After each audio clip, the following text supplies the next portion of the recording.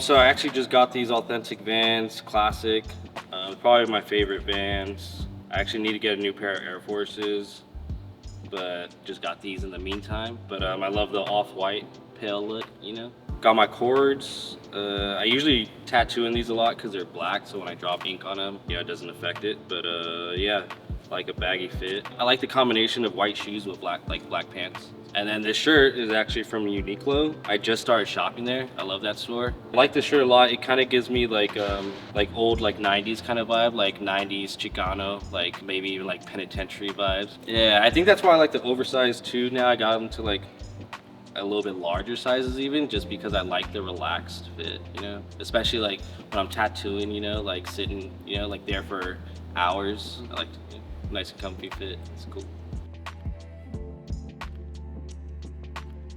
I was born in Monterey Park, California, San Gabriel Valley. Lived in El Monte for like a little bit when I was like really young, but majority of my childhood I grew up in the IE, Rialto, San Bernardino, Fontana. Like I didn't move to LA till after high school, and the main reason was my mom was retiring and she was gonna move out to Bakersfield, and I wasn't trying to go to Bakersfield. I grew up like single mother. I'm the youngest of four, so I think 10, my dad was like out the picture. So yeah, my mom, you know, struggled like any other single mother. And yeah, we moved around like probably like every 2 years. I have like, I don't know, I feel like it's like a glass half full situation. You know, I try to be optimistic. It sucked, but also I was able to make a lot of friends in different like cities, different areas. So like, I kind of have this feeling like I can, you know, I could go back to Orange County and go back to the IE, and like I have someone to hit up, you know, to hang out. And yeah, I mean, when it comes to like I just moved to Pasadena recently from Inglewood, and I feel like I'm a pro at moving. You know, like that shit took like 2 days. As a kid, yeah, it sucks, and like starting a new school is never fun, and yeah, all that shit sucks and it's awkward, but I feel like it builds character at the end of the day. I was really into like skateboarding at the time and smoking weed, honestly. Hanging out with my friends. Again, like I grew up single mother also, so like my mom was always at work, so after school I'd just, you know, the world was my oyster. I was kind of a bad kid in high school. I didn't get good grades. The only time I did get good grades is like if I genuinely liked the teacher. Weird thing, I could get straight S, but I would have like a cool English teacher and get an A because I just liked them as a teacher. I went to this J. Cole concert one time and with my sister, and I ended up in Inglewood County Jail. And I was facing assault on a police officer, felony. I don't know how how it happened, you know? Yeah, I stayed in the drug tank, whatever, woke up, and yeah, I had like fucking bruises on my face and shit, and they were saying that I tried to punch a cop or something. Last thing I remember is like, we were getting kicked out of the concert, I forgot for why, like we were pretty lit. At one point I was like, all right, whatever, we're getting kicked out, you know? And then, yeah, they separated us. And then at one point I see my sister like kind of being manhandled by like 3 or 5 cops, you know, like security guards. And she's like a 4'11" little, you know, girl. So I don't know, I think I just raged out, and I might have swung on a cop, I don't remember. But yeah, so next day I wake up, I'm in Inglewood County Jail facing assault on a police officer. I had to wait there to see the judge. And I mean, that's a pretty serious charge, and I've never been to jail. Like, I'm not that kind of guy. My sister had some connections, made some phone calls, and she knew the ex-chief of police at Inglewood County, and he got me out. All charges dropped. Fucking didn't even have to go to court. But yeah, it was for a J. Cole concert. I didn't even get to see J. Cole.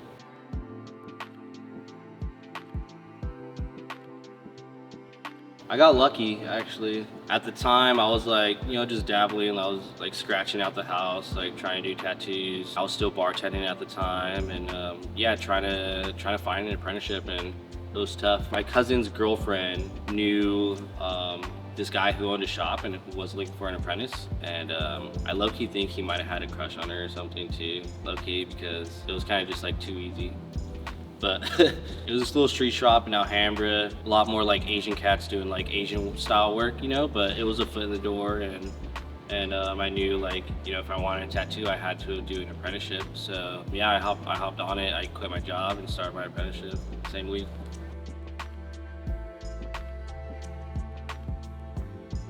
For starters, I'd say like, have a solid portfolio, at least, work on, make sure you're doing art, like drawing, painting, whatever it is you're doing, like 10 to 15 like pieces of art in your portfolio. Because it's already pretty intimidating walking into a tattoo shop, and asking for help, basically, like you have nothing to offer these people and you're asked for an apprenticeship. So the least you could do is come correct, show what you got. To go a step further, I would even say like, do your research, like know what shops you're walking into. If there's a specific artist in there that you admire or look up to, have stuff like that in mind. Don't just go to any fucking shop, you see, because yeah, there's a lot of shops out there, and in my experience, a lot of artists do more than one apprenticeship, and their first one maybe wasn't the best experience because they didn't take those steps to one, like be prepared, and two, like be intentional with like who you're going to for an apprenticeship.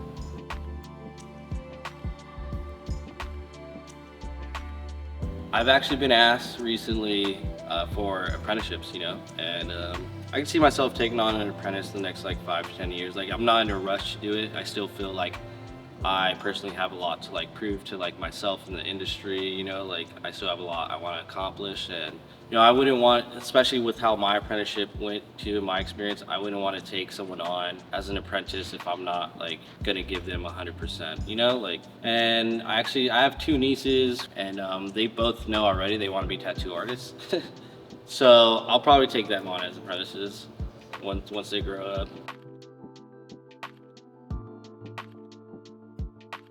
In the beginning of like my tattoo career, I guess, once I started tattooing at the shop or whatever, to build clientele, like it's that old cliche saying like you gotta spend money to make money, right? Like I was buying ads on Instagram every week, spending, I don't know, probably spending like anywhere from like $200 to $300 a month just on ads. And and I have friends who like spent way more. I have a friend who spent like, I think he said like 18,000 his first year tattooing on Instagram ads. So I didn't go that hard, but like I was buying ads every single week, like promoting 2 posts at least. Your work may be good, but if it's not in enough people's hands, like you're not gonna get work. That was an easier way to go about it, like instead of like trying to hit the streets with fucking flyers or something, it's like just pay Instagram and they're gonna push your post out to anyone who's into tattoos. But yeah, I think that's how I kind of like built up a lot of clientele in the beginning. I was also at like a walk-in shop in the beginning of my career, so like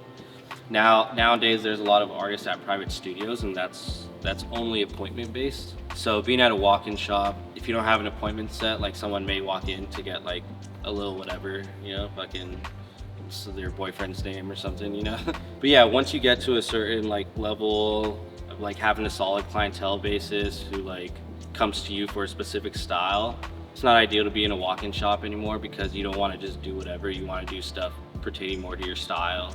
Definitely buying ad space helped me out a lot, building clientele, and also just like word of mouth. Like every tattoo I made sure I put like my full fucking, I just like put 100% and like really gave attention to the detail, because like I feel like most of your clientele will come from word of mouth. Like someone sees a piece, like, yo, who did that? And yeah, bada bing, bada boom. About to hit my 4 years tattooing. I haven't had that many crazy stories tattooing. Hopefully I get some more. One time when I was at that street shop in Alhambra, I remember I tattooed this girl. She was fresh out of jail, little like hood rat, like ghetto as fuck. She wanted a Boulevard baby under her butt cheeks. And yeah, she just proceeded to tell me about jail and how like she had all these girlfriends in jail and crazy jail stories. And it's like female jail too, so like, I don't know nothing about that. I don't know about other jail either, but I had some dude pass out one time, and he was like talking all this game too about how like tattoos ain't shit, like, oh yeah, he's been tatted before, like, it's not a big deal, whatever. Then like we're about to start, I'm like, all right, lay back, I'm about to tattoo you. I was tattooing his chest right here, and then like first touch, I'm just like, when I hear snoring, I look over and he's just gone. And the shop helper Luke like came over to like help me out. He like slapped him a little bit, like dude woke up and he was like, oh, like what happened? We're like, bro, like what happened? Like thought you've been tatted, like, you know, like you just passed out, like da da da. You know, I still feel like I'm a pretty like young artist and still early in my career. I'm starting to get followed back by certain artists that I've been following and been looking up to for a long time. So them following me back, like it's not a big deal, you know? It shouldn't be a big deal. It's just fucking social media. But it's validating, you know, and it feels good. It just feels like, all right, now I'm on their map, you know? Like before I was a shit. Like now they're seeing me, you know? That's dope. I think that's a triumph right there. Man, I've been drawing and, you know, fucking with art like since I can remember. I was in middle school. And I used to come to school and I used to draw all my friends, you know, with like pen or Sharpie and shit. And yeah, and they'd rock that shit all day like a tattoo. And like by the time they're home, it's all like wearing off and shit. One day I was in 7th grade, my homie Sid at J-Hugh in Rialto, I drew this little, it was like a bomb and like dynamite, kind of like Hundreds vibe, but like, you know, my like original artwork. And so yeah, I drew something on him, and we were in 7th grade, and after school, I didn't know he was gonna do this, but he went to go get it tatted. So the artist basically just traced what I had drawn on him, and he came to school the next day, and that was the first time I saw not only like a tattoo, but it was my artwork. And I just remember tripping out and thinking like, fuck, like I don't even think I fully registered that like tattooing is like a job, you know? And I was like, fuck, like I would like to do that one day, you know? And so that's, I think, when the idea was like planted in my head to be a tattoo artist. But I was like, me and my homie, we were like 12 or 13.